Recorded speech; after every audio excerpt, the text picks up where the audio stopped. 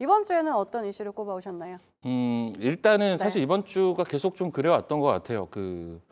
러시아 이슈에 많이 매몰이 돼 있습니다. 네. 그래서 그 관련돼서 수혜를 볼 수 있는 조금 광범위한 섹터라고도 볼 수가 있겠는데 네. 에너지 섹터를 좀 말씀을 드리고자 해요. 그래서 네. 사실 에너지라고 하면 우리가 이제 전통적으로 쓰는 뭐 유가라든지 석탄이라든지 관련된 종목들도 있을 거고요. 그리고 작년부터 굉장히 관심을 많이 받았던 것 같아요. 친환경 에너지. 그래서 풍력이나 태양광이나 또 최근에 시장에 관심을 많이 불러일으키고 있는 원전이라든지 이러한 것들을 또 볼 수가 있겠고. 그리고 사실 우리가 이 에너지 관련주를 이 시점에서 봐야 된다라는 논리 자체가 앞서도 뭐 인플레이션 얘기를 잠깐 해주셨지만 지금 유가가 진짜 말도 안 되게 올라가고 있습니다. 맞아요. 예, 전일도 또 급등을 했고 이게 주식하고 달라서요. 유가 선물이 뭐 하루에 5%, 6%씩 올라가는 건 이건 정말 주식으로 치면 상한가를 몇 번씩 지금 네. 가고 있는 상황이 연일 지금 펼쳐지고 있거든요. 그만큼 지금 강력하게 지금 상승이 좀 나와주고 있기 때문에 오히려 과거에 보면 유가가 상승, 유가와 환율 같은 거는 우리가 대표적으로 보는 매크로 지표란 말이에요. 그래서 유가가 상승하면 피해 업종이 있고 또 이제 거기에서 오히려 기대감을 가져볼 수 있는 업종들이 있거든요. 그래서 네. 기대감을 가져볼 수 있는 그런 업종들. 유가가 일단은 글쎄요. 이게 장기적으로는 결국은 지금 가격보다는 좀 내려가 있을 가능성이 높지만 일단 이 러시아 전쟁 이슈가 끝나더라도 제가 볼 때 유가 자체가 바로 급락하기보다는 물론 이제 단기적으로 너무 쏘아 네. 올려붙인 이 구간은 좀 내려오겠죠. 하지만 전반적으로의 이 레벨 자체는 상단에 있을 가능성이 굉장히 높기 때문에 전쟁이 언제 끝날진 모르지만 여기에서 나오는 파급 효과들을 좀 봐야 될 것 같아요. 이번에 그럼 보면 전쟁이 끝나도 에너지주들은 볼 수 있다 이런 말씀이세요? 예, 그러니까 유가가 우리가 매크로 지표, 그러니까 유가가 상승할 때 수혜주라고 거론되는 대표적인 섹터나 종목들을 보면 네. 이게 유가의 하루하루 움직임에 따라서 이 종목들이 움직이는 건 아니고 유가의 하루하루 움직임에 따라서 움직이는 건 테마주라고 해서 모모 에너지 뭐 이런 것들 있잖아요. 요즘 많이 움직였던 종목들. 그런 테마주 성격들의 종목들은 하루하루 유가 움직임에 민감하게 반응을 하겠죠. 근데 네. 그게 아니라 어느 레벨까지 지금 많이 올라와 있는 상태에서 이 자리에서 좀 왔다 갔다 할 때는 결국은 유가가 레벨 자체가 올라와 있기 때문에 네. 거기에서 수혜를 볼 수 있는 업체들 같은 경우는 지속적으로 좀 수혜를 일정 기간을 두고 볼 가능성이 높아요. 그래서 그러한 부분에 좀 포커싱을 하고 해볼 필요가 있을 것 같고요. 그리고 이제 전쟁 이슈 이후에도 사실 이 부분은 계속 문제가 될 거라고 저는 보고 있는 게 물론 이제 협상이 어떤 형태로 진행이 될지는 알 수는 없겠지만 기본적으로 지금 서방권에서 제재가 들어갔는데 뭐 독일에서도 노드스트림 2 같은 경우를 지금 폐쇄하는 그러한 내용들을 발표를 했잖아요. 그러면 이제 부족한 에너지를 어디선가는 가져다 써야 될 텐데 에너지를 안 쓸 수는 또 없는 노릇이고 네. 그럼 어디선가 쓸 수밖에 없기 때문에 당연히 수요가 갑자기 이제 특정 공급 이제 러시아가 막히게 되면 공급은 막히면서 수요는 또 늘어나니 여기에 따라서 당연히 가격은 뛸 수밖에 없는 현상들이 좀 있습니다. 그래서 그것 때문에 친환경 에너지가 관심을 받는 거고 그것 때문에 원전에 대한 필요성이 다시 대두가 되는 거고 그런 것들이거든요. 그래서 네.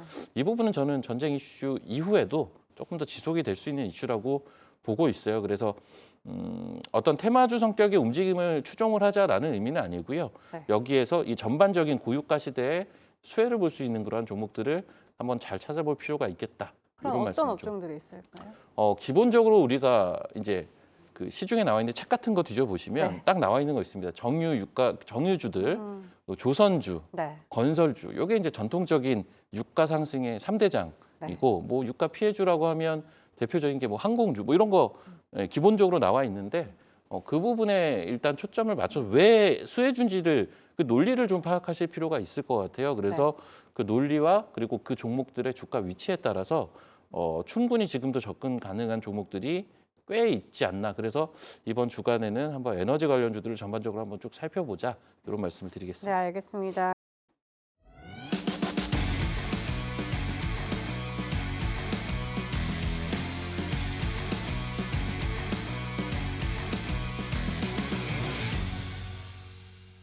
자, 마지막으로 주간 테마 유망주 확인해 보는 시간 가져보도록 하겠습니다.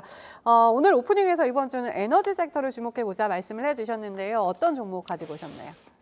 에너지 하면 뭐 풍력이나 네. 원전을 가져왔겠지라고 생각하실 수도 있는데 아닌가요? 예, 전혀 네.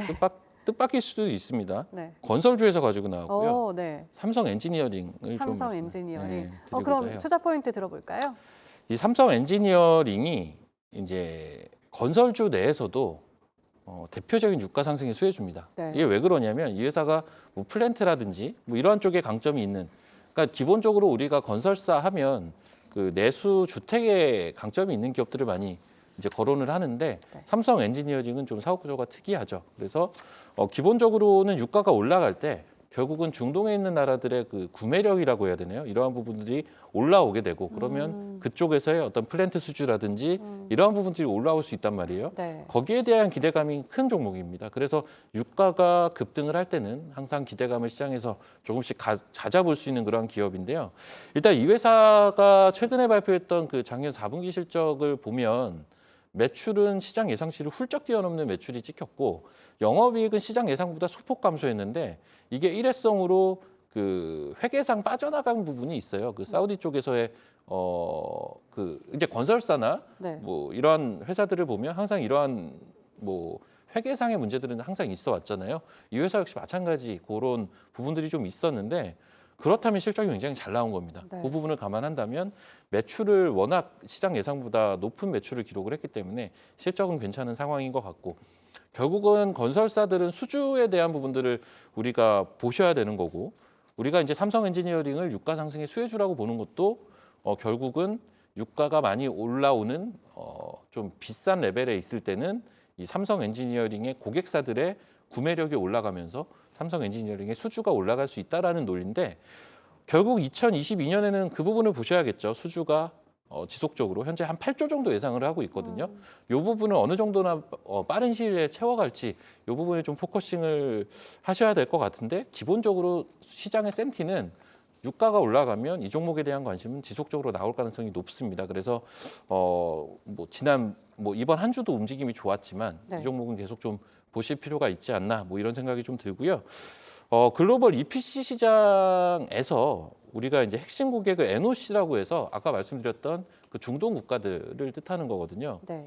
이런 쪽에 대한 구매력이 올라가게 되면 이 회사 같은 경우는 기본적으로 우리가 매출에 따른 영업이익이라는 게 있는데 영업이익률 자체가 굉장히 높아요, 이쪽이. 그래서 그 부분 초점을 맞춰서 수주 잔고에 초점을 맞춰서 보신다면 유가 상승에 꽤나 다크호스가 될 가능성이 높다. 이렇게 좀 말씀을 드리겠고요. 네. 마지막으로 차트를 보고 좀 말씀을 드릴게요. 이번 주에 뭐 하루도 빠짐없이 상승을 했네요. 네, 뭐 대표적인 유가 상승의 수혜주니까 이게 네. 예전에도 요 한번 강하게 올라갔던 요 타이밍이 있었는데 네. 요때도 이제 유가가 올라오고 나서부터 주가가 이렇게 올라왔었던 네. 전례가 한번 있었고요. 이 종목이 박스 기간을 굉장히 오래 기었어요.